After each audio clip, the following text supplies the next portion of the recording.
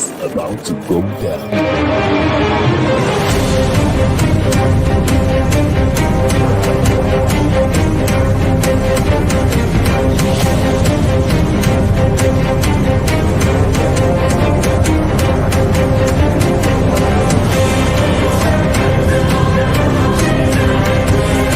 It's lovely pass, and here he turns cleverly. Can he find a finish? Oh, he can! Some skill by Joshua, and a return right hand. Good counter right. Bullet is hurt. Second right hand. That clipped him as well. Now he goes in for the kill. Well, Ricciardo is inching into the lead, and Ricciardo that win the Italian Grand Prix! Gabella running the floor. Still leading the way with Canada in there too, with the Netherlands.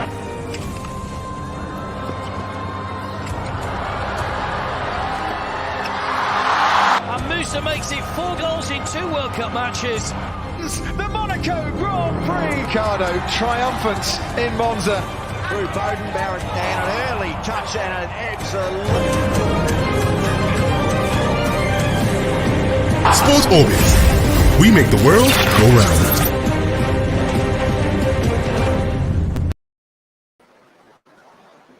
Hello viewers out there, you're welcome to Sports Orbit, reaching you from Leadership TV. My name is Afa Acho. Salifu Usman is right here with me on today's edition. Salifu, welcome to Sports Orbit once again. Thank you, Alpha, on a beautiful, very wet morning Yes. in Abuja, in the city capitals. Not just the wet Monday, all through the weekend it's been a completely wet weekend. Anyway, like they say, they call it August rain. August rain, but notwithstanding, the sports show must continue, and, Yeah, and exactly. the sporting environment is always as hot as it is true. Yes, and of course we'll begin straight from what's going on out there in Costa Rica, where the Falconets won Korea Republic to cruise to the Under-20 Women's World Cup quarterfinals. Nigeria's Under-20 girls Falconets have reached the last 8 of the 10th FIFA Under-20 Women's World Cup finals ongoing in Costa Rica after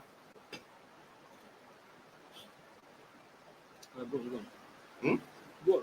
after another gutsy performance.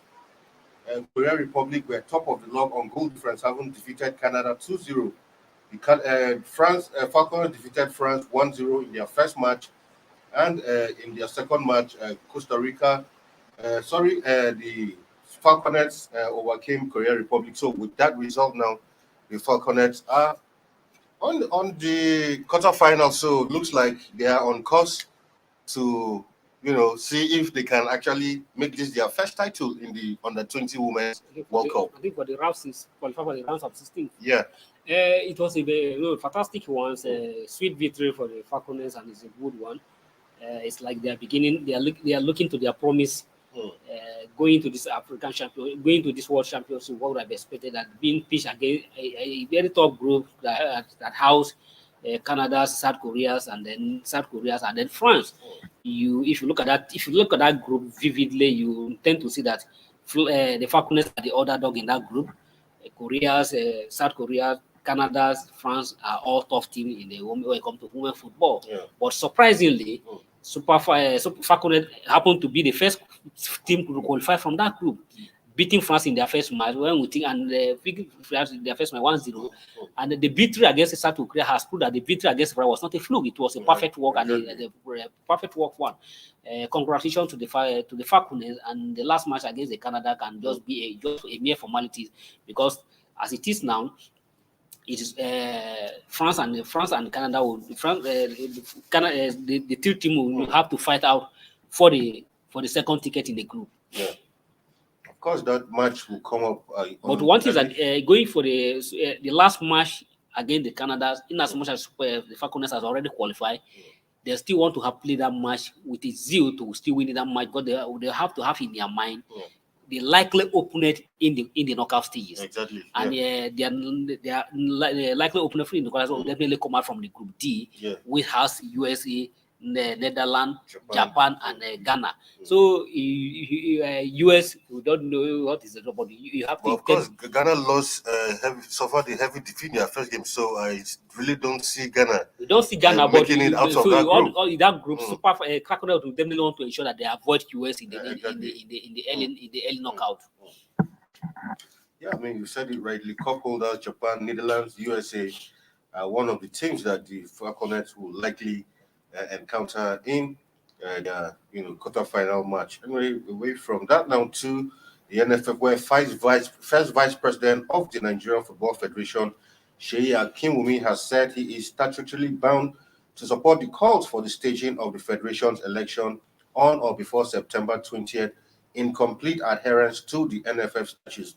There were strong insinuations that the current board of the NFF was plotting to elongate its tenure beyond the September termination date, a development that has heated up the football space in the country. However, in a 3-minute footage on Monday, the Lagos State FA chairman declared his position for the staging of the polls in September, saying that the executive committee must uphold the supremacy of the NFF Congress, with the majority of the highest decision-making organ of the football fraternity demanding for an election to be held within the lifespan of the current board. I mean, clearly, just like we were discussing before we went on air about the new developments concerning PNIC, now you can see that, I mean, even his own vice president has said, look, Congress must hold. His close ally. Exactly. So no surprise for PNIC withdrawing his step, because when even your allies are beginning to sing a different tune from what you are singing, you know that there's no point fighting what cannot hold any water. Alpha, I'm a happy man when I wake up this afternoon. This morning, to very, very news concerning the great development in the Nigeria Football Federations. It is clearly, we are beginning to see clearly that yes, Amaju Pinnick is just one foot behind. He's almost out. Yeah. Out as the president of the Nigeria Football Federation. This morning, when I see the video footage by the Seyakumi, his first vice president, his close ally, who they have worked together closely and coming out, no. But one is that the Congress is supreme in the order of the order. But when the Congress say this is where they stand, you as an individual, you are bound to succumb to the detail of the rule. The Congress, you know that you have an election, you are sworn in on 21st of September for a second tenure. So there's no any way for even you, a seaman, to even think of say you can twist the whole nation to your own selfish interest, that you can stay extend your beyond the required date. And now that even when everybody, including the fans, even ordinary people that you most expect, are all saying no, you have to go. But even as far as we believe that you are eligible to still contest, do the right things. Exactly. Let the right thing be done first. Not you trying to manipulate the process to suit your wish. And when Keyakumi commanded this month to say no, Congress is the supreme, and we have to abide by the decision of the Congress. So the Congress said, and by the status, what the status state, you were elected, and the Congress has to be whole. The General Assembly of the Nigeria Football Federation was slated to hold tomorrow in Bayelsa, but because of the I don't know, the nitty-gritty behind the people behind the scene try to twist people, they have postponed that Congress. But it's good, the goodness that another memo has been, another cycle has been issued by the Secretary of Nigeria, the Secretary of Nigeria for Federation, that the Congress has the AGM will hold on Thursday, which is on the 18th in Lagos. That's a very good one. And Kiyakumi coming out to say that the election must hold on September 20 is the way to go. And the good things, and even Amaju Pinnick has also backed down his decision, that he's no longer interested in going for the second time, that he has to stand by his earlier decision, that not to contest again. That is good. What is good, and that is why people need to speak out. You have to. I think if we unite together, we can take anybody out. If whoever want to impose himself on Nigerians.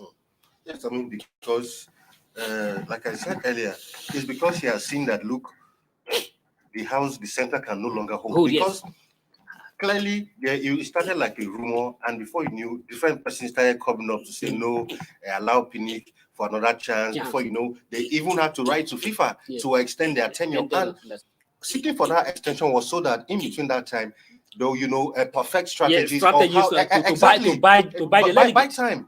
Exactly, but I see that the football community stood completely against that decision. Exactly, and he had to just back down, because at this point he's a lone man in the wilderness, fighting on his own. Completely alone. And the good is that we also commend him. I commend Amaju Pinnick for quick discover that he's already a low man in this field. He needs to fight down. So in his speech, he say he will back whoever a masters in the president of Nigeria Football Federation He has no choice. He has to I mean, support. he doesn't has have no any choice. choice, So he yeah. don't even need to tell us. He has no choice. If he does support whoever in mind, it's on his own. Exactly. So, but what we are trying that we are urging the Congress that we should look at the individuals, people who have indicated interest to succeed. Exactly. We must get it right this time. We can't continue to be in a country of over 200 million and we are struggling to play football. We are the super egos is no longer the super ego. The fear we command among within the African continent it's not even longer there. Even you can imagine that even the small team like Sierra Leone, Central Africa will come to Nigeria and hoping that they are getting us. And Central Africa, to our surprise, come to Lagos and get the result against us. So we must elect who has the football mind in mind and who is interested in the development of football, not those who are just interested about coming to their friends to aggravate their political career. Pinnick in the last 8 years has succeeded in developing, has succeeded in promoting himself higher very well at the essence of football. Very well. And just to buttress your point, the other day also, Peter Side speaking at a different forum, former Eagles goalkeeper, Peter Side, he said, as long as he's concerned, he's been in touch with Pinnick, and Pinnick never told him that he was going for a third term. He too has been hearing calls for him because Peter Side is also in the race. Yes. And he said, well, Pinnick has not told him that. So if there are people who are pushing him, it's very unfortunate. But until Pinnick tells him that I'm going for a third term, that's why you know. But even at that, he's not going to back down, even though it's within his right to contest. But this Congress must hold, and that is the truth of the matter. Anyway, still on the NFF elections, where of course now we heard that pressure is being mounted on former chairman of Gombe FA, that's Alhaji Shoaib Gara Gombe, to throw his hat into the ring to take over the helm of affairs. Those mounting pressure on Gara Gombe, from what we are hearing, include politicians, civil servants, diplomats, Nigerians in the diaspora, and key figures in corporate world who believe the major challenges that have dragged Nigerian football backward for years will require a new direction through visionary leadership of the astute football administrator who is renowned as courageous, fearless, passionate, and sincere. Well, it's election time and you start hearing things like this. But for me, yes, I don't have anything against the likes of Gara Gombe and all of that. But for me, I mean, this thing of we in Nigeria recycling. Look, I think with this NFF election, like you said, we just have to get it right this time around. Because there are a few there are people a couple of people have thrown their hat in the ring. Like I mentioned, Peter Side, a couple of ex-players are in the race. Akwebo is also in the race. So there are some new people with new thinking. Why don't we give some of these people a chance instead of still going back, trying to recycle? Like I said, nothing against Gara Gombe. Done well for Nigerian football, contributed his quota, but I think other people should be also given a chance. Well, I agree with you and in support what you are saying. Just like say, even me sitting here, I have nothing against Gara Gombe. Just like say, in his own quarter, in his own way, has contributed to the development of Nigeria Football Federation, and just like the supposed pressure group, I've said that he's describing me as a very fearless person. Yes, I agree with you. I completely agree with him. Gara Gombe is a very renowned sport attitude. He has his own characteristics. He has his own character, which everybody believes that if he given opportunity, he can do well. So, but sometimes when I see a story where people say pressure being mounted, exactly. When people say somebody just sits somewhere and say the pressure is being mounted, when ordinarily we know how those pressures are always coming. When the ones sponsoring those people, say, of course. but one thing is that I agree with people is that in this country, even in the larger political space, we should allow people who genuinely have interest. Exactly. Not we mounting on pressure who is not interested. Exactly. So we shouldn't call out somebody who is not prepared for the job. We should always look at people who are interested in the job. And that has always happened in the political sphere of this country. And we have suffered for it daily.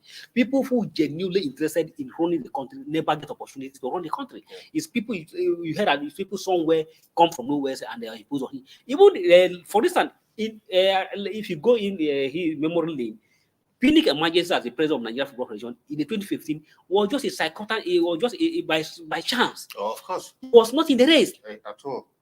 He was not in the race. Those people who were in the race who were already interested to go take Nigeria football federation were not given opportunities. Exactly. But only God knows how the election was supposed to be held in Abuja here. Before you know, one faction moved to went to the street of the Metama, started protesting when the Congress was supposed to hold at the Cedar Hotel. But a group of people went to Metama protesting that no, they are not interested about the way it's managed. They were alleging that the federal government is hijacking the process.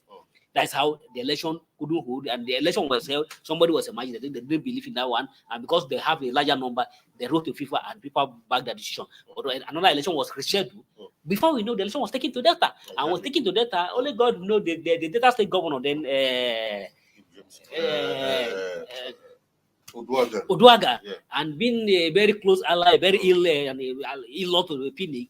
It has everything manipulated their way and giving the opposition to Pinnick, and Pinnick has a president of Nigeria for, and for 8 years we have lost everything completely. Because the only thing we have benefited in the last 4 is the Pinnick is a high profile of Pinnick that has grown. But at the expense of football, nothing has been grown. Pinnick has not added any value. I can repeat it anywhere. I can stand anywhere and see it. Pinnick has not added any value to Nigeria football. Rather, he has reduced the Nigeria football backward completely. Because where we were in 2014 is not where we are at the moment. So, if whoever is interested, we should always allow people who genuinely and who are prepared for this job to take the opportunity, not we a pressure from somewhere, mounting pressure on somebody. All right, we'll go on a quick break, and when we come back, Sport Orbit continues. Don't go nowhere.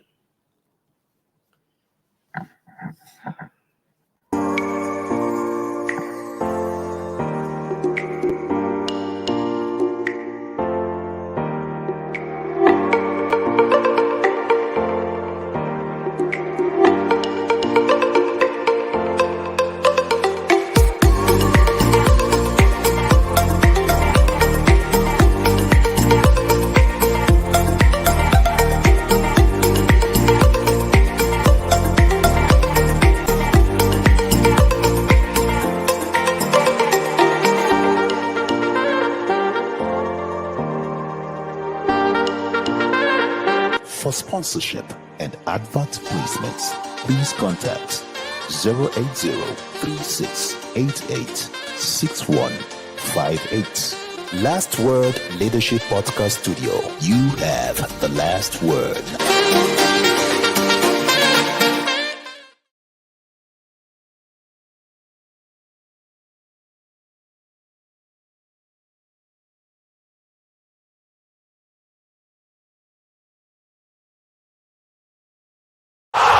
Sports Orbit.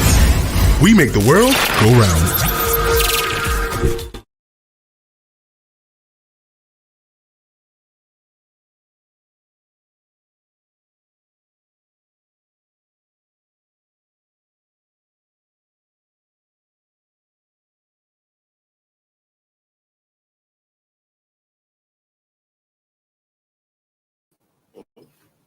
All right, welcome back from that break. Straight onto Sports Orbit now to some transfer news where reports suggest that Super Eagles midfielder is on the radar of Getafe and Real Valladolid, who are showing an interest in bringing him back to the La Liga. The 20-year-old, who currently plays for English Championship side Stoke City, has just 1 year left on his current contract, but it seems the club could cash in on him rather than lose him for free, with interest coming from La Liga. Getafe are said to be highly interested in acquiring Nigeria's services, though they have Real Valladolid to contend with. Tebo joined Stoke City in 2018 and was previously loaned to Getafe in 2020 and loaned back to Watford, also loaned again to Watford last season. Tebo made 9 appearances last season. He has scored 3 goals in 44 appearances for the Super Eagles of Nigeria. So, once again, Tebo might be on the move again, but for him, his career hasn't quite gone the way it should have gone. You're not being able to solidify himself in a particular club, as if we want to put it. Yeah, I agree with you. It's still unfortunate where the high expectations on the Tebo has not been so manifested. No doubt he's a very bunky midfielder and delight to watch. But unfortunately, at the club level, he has not been so excelled. Joined the Stoke City, loan to Getafe, then loan back to loan again to Watford, and then unfortunately Watford go down. And what has even affected the injury has not been helping a lot. It has not been fair to him because of injury. But it is good that the Getafe, because for the Getafe to show interest to buy him completely, knows that they know where he was with them at the loan, on the loan. He did well at the Getafe club, and they know what he pushes and the quality he brings to the team. And another one, the Spanish guys also have to also dedicate their interest to him. So the good thing is that it is good that clubs are showing interest in him. It shows that here he still has still something to offer. But we pray that the injury that has held him down should give him ways where he can be able to revitalize, to revive to his football career, and come to you can see a clear midfielder, a very sensible midfielder he is. Right down to the Chan 2023 ahead of the Ghana clash. Now, there are actually 31 players who are now in camp following the arrival of goalkeeper Adeyinka Dewale. The goalkeeper who was in Super Eagles A squad for the friendlies against Mexico and Ecuador earlier in the year, as well as Cup of Nations qualifying matches, arrived, and of course, as it is now, Coach Salif Yusuf called 35 players to battle for shirts ahead of the campaign. But right now, 31 players are already in camp. The first leg will take place in Cape Coast on Sunday, 28 August, with the return leg billed for the MKO Abuja National Stadium on Saturday, 3rd of September. The winner on aggregate will earn a bet at the 7th African Nations Championship Finals to be staged in Algeria next year. The players will resume full training, that's today, before being allowed to rest subsequently. So, full house now for the Chan Eagles. Yeah, Gonzalez, you see, he has all he has asked for. So it's it's not led for him to look at the playing personnel you have on the training at the camp and be able to pick the best of 18 of them, or probably 22 of them who you execute the match against the Ghanaians. The Ghanaians are a very tough side, so we can't afford to lose to Ghana again. The ill-fated World Cup, the tickets to lose to Ghana is still with us. It should be some sort of revenge. So in as much as this cannot erase that painful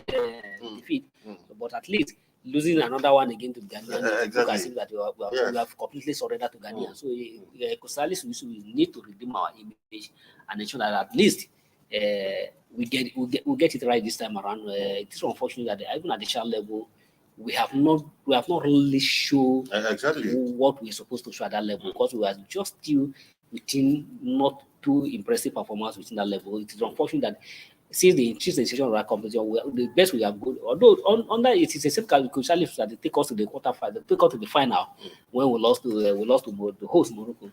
But let's hope that he can still repeat the same feat again this time around and ultimately get us the trophy this time. All right, on to some other news, foreign news, where Barcelona manager Xavi Hernandez has said that the club has no intention to sell forward Pierre-Emerick Aubameyang. Recall that he has been a subject of interest from Chelsea, but Xavi made it clear in the press conference that he was counting on the veteran striker. He said, "I'm counting on him. I like him. He can help us on the pitch. A valuable player because of his work rate. He's very humble, and I'm delighted with him."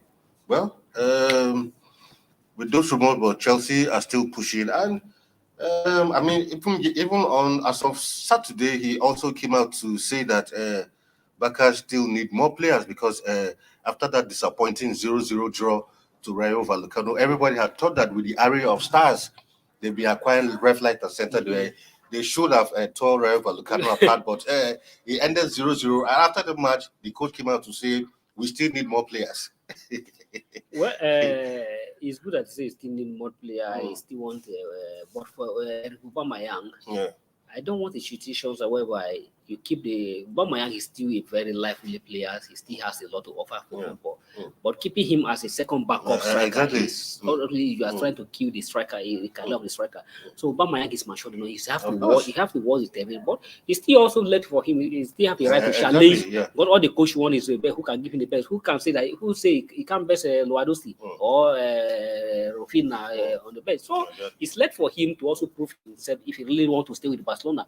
But he have to watch. If you know that you stay in Barcelona, you just sit on the bench as a second backup, an emergency player where there's need, they call you, and if there's no need, you are sitting on the bench. He has to look who else is mature enough to take a decision, and even his agents and those who are managing have to study this situation very well, because we don't want Aubameyang as an African player to just went off like that. Now, to some other news where United boss Ten Hag, according to reports, but some other reports have disputed that, said he's ready to sell Ronaldo, the player who has been angling to leave Old Trafford after the failure to qualify for the Champions League, but yet to find a suitor. But from some reports we heard over the weekend after another scandalous defeat, where that his attitude, even in training, that the coaches and backroom staff have not been impressed with his attitude. Even after that defeat, while he was being asked to applaud the traveling fans, he blatantly refused and walked into the dugout, and they are saying that his attitude is really not something expected of a player of his caliber. In as much I'm not a Man U fans, I think I agree with Ten Hag this time. If I agree with him, and whoever is urging Ten Hag to still keep Ronaldo at the club, that person is not fair to Man United. And the best way to Ronaldo attitudes now is really affecting the club. A player is not showing the respect to the coach. He's not showing respect to the and a player cannot be bigger than the club. You're not showing respect to the coach. You're not showing the respect to your teammate. And his attitude is completely affecting the dressing room of the club, because as a big player in the club, everybody, other player within the team look up to you, and unfortunately, when they look for you to give them inspiration, rather you are demoralizing their spirit. I think the best thing for anybody that love Man U at the Man U level, at the management level, now, the best decision is to let Ronaldo, let him go for wherever he want to go, and let them pick up pieces. I think Man U can excel, did well without Ronaldo. I think the major problem is that is not even, nobody is even ready to even afford his services. Nobody is ready to afford his services. To me, I don't think Ronaldo is still big. It's too big to cut into his side. If it's not, you can drop him, let him just stand on the bench, drop him on the bench, or even let him out of the camp completely. Even though some of us question the way Michael Teta treated Aubameyang. If the player is becoming so big, cut him to Chelsea, drop him out of the team, and then go ahead with your team. There was a point in that game where he actually missed 3 glaring chances that could have even brought United back into the game. You don't force a force who is not ready to drink. You can force a force to the water, but you can't force him to drink. It's clearly shown that he's not with Man U. But it's really unfair for Ronaldo to behave like this to Man U. Exactly. Because whoever he is today, Man U give him that a platform to excel. Anyway, let's take a look at some of the EPL results as they went down during the weekend. Of course, the match of the day for Man City continued in their fine form with a 4-0 win, while for United, it was another heartbreaking defeat as it was 4-0 for Arsenal. Arsenal won their match, while Chelsea, 4-2 against Leicester City in that one, while Chelsea against Tottenham 2-2 in a very tough match that at the end of the day 2 of the coaches Yes, I was frank with a very dramatic game yesterday. Chelsea had the game start to win the match. They dictated the streets of the game. They dominated the game for season. But they allowed Tottenham come into the match and even get the quality. And they die the match, and that's what they are competing. Because by then, but I don't know what is best known to the coach who holds the time and how everything decided they stayed enough time to me, and that gave Harry Kane to equalize and then give Tottenham a good result at Southampton. But Another thing, but Man U, just like we still discussed about Man U at the moment, Man U need to find solutions to this remedy at the moment. Exactly. If they see that Ronaldo is the problem, they will let Ronaldo go. Because I can't imagine Man U losing 2 straight matches at the start of the season. That would and also in that match, funny enough, De Gea was also the culprit because the first goal was something that anybody could have caught that goal, and that's why at the end of the day he was asked to do the press conference where he said he cost the team because 3 of the goals very unlike De Gea. So people were wondering what is wrong with De Gea, and some people were saying, well, no wonder Luis Enrique had to even drop him as Spanish #1 because looks like he's even dropping form as it is. And United's second goalkeeper has been sent on loan, and that's Dean Henderson. Really disappointing. For Bradford beating Man U 4-0. Exactly. And the goals were just coming like every minute. Clearly, now Man U now are just sitting on the table at the bottom of the table with -5. -5 already. It's quite disheartening, and Man U can hang. I don't know if it is a plot against the hand to discredit him that he is not a good coach. I think Man U need to find solution to this at the moment because we can't see a Man U being at the bottom of the table from the start of the match, losing your 2 matches. And who are you even losing the match to? Britain and Bradford. It's quite unfortunate, but I don't bring in as much as in my own personal opinion, De Gea is a very good goalkeeper, but I still believe that even maybe the Ronaldo factor can be a problem distraction for him. And if it is better to let Ronaldo go, let Ronaldo go at the moment. Anyway, for also some good news, Taiwo Awoniyi also scored in that 1-0 win. Yes. That is a very perfect way to start. I was so happy for him with a high expectation coming to the Forest, and for him open scoring goal in his first match. That is a very good one. Congratulate him and we urge him that he should continue that form and. I should say whatever the show that I'm giving to him, let the show continue to shine. Yes, it's a good one. Good one for him. Of course, another Nigerian will come to keep him company in the person of Dennis. Yes. Even and at the same time, even this guy, Moses Simon looks like but not confirmed yet, but looking like yet. At the same time, it was also another good start for the Super Eagles midfielder from the Rangers. Juaribo also scored for attacking in the draw. And Super Eagles players were very fantastic at the weekend. Even Kelechi Iheanacho came in, provided assisted, although they were in the losing mood, but he provided assisted that led to Leicester second goal. So fantastic weekend for the Super Eagles players. All right, and that's for that. Anyway, that's where we draw the curtain on today's episode of Sports. Albeit Salifo, thank you once again for being in studio. Thank you, Alpha. It's always my pleasure. All right, tomorrow is another day. We'll bring you a bigger and more exciting package of Sports Orbits. My name is Alpha Acho. Until we come your way again, it's goodbye for now. Thank you for watching. For sponsorship and advert placements, please contact 080-3688-6158. Last Word Leadership Podcast Studio. You have the last word.